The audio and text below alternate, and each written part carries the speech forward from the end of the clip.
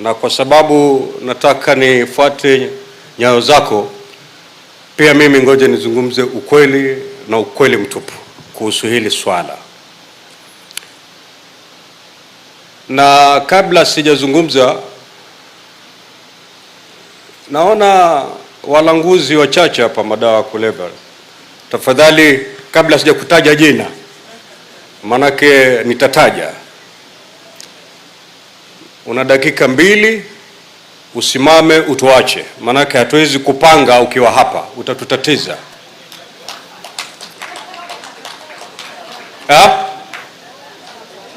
Ni wataje?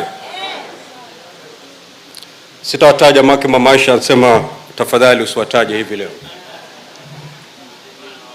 Your Excellency, the solution and the problem facing us is here.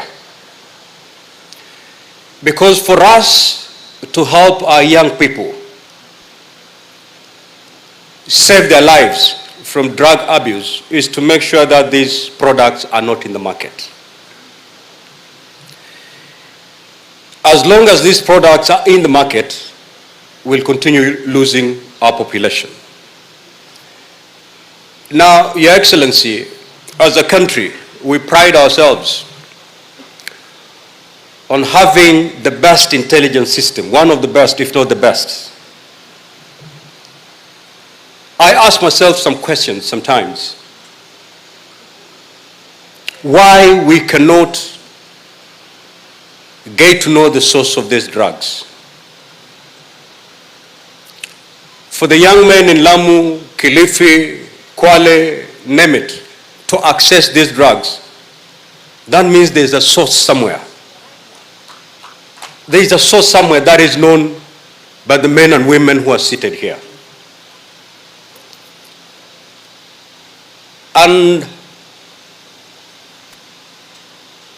I was lost for words, Your Excellency, when the IG confessed here that some of the enforcement officers receive calls not to apprehend these culprits.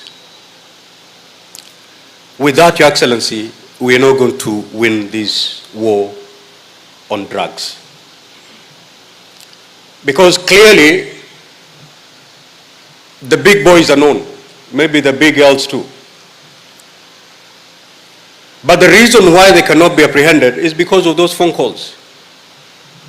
And as long as those phone calls will keep coming, our young people are going to die. Whether as leaders we'll scream, whether as leaders we will cry, as long as those phone calls will keep coming, we are going to lose this war. So going forward, Your Excellency, the kind of assurance that you've given and the kind of commitment that you've given to the enforcement officers, because, Your Excellency, there is nothing new that we've been told today. Hii shida tunajua. But the biggest weakness that has been there towards eradicating this menace is at the enforcement level. If we know these drug dealers, how comes they've not been apprehended? Today, if you go to the law courts, you'll see quite a number of young men and women who are being arraigned in court for being in possession of just one roll of bang. While the guy who has kilos, sacks and sacks of marijuana is seated pretty somewhere because he's untouched. We are targeting the wrong category. If we can be able to make sure that these products are no longer in the market, then we'll be saving our young people. And to do so, Your Excellency, we need to go to the source. And with our intelligence system, we know who these drug barons are.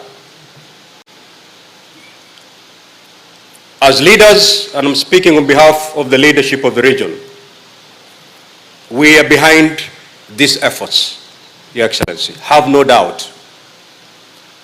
And I can speak here without any fear or contradiction that none of us were elected pursuant to funds, using funds from drug dealers. None of us benefited or has benefited from that kind of dirty funds. And therefore, on this war, you have partners in the leadership of this region. We are not just speaking because we're in this conference, but we mean it.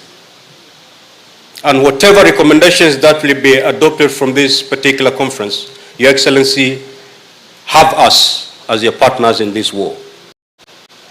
But again, as I end my remarks, haya yote nimezungumza ni 9, 10 na la muhimu. We need those big boys behind bars if you're to make any meaningful progress in this war. How many of our boys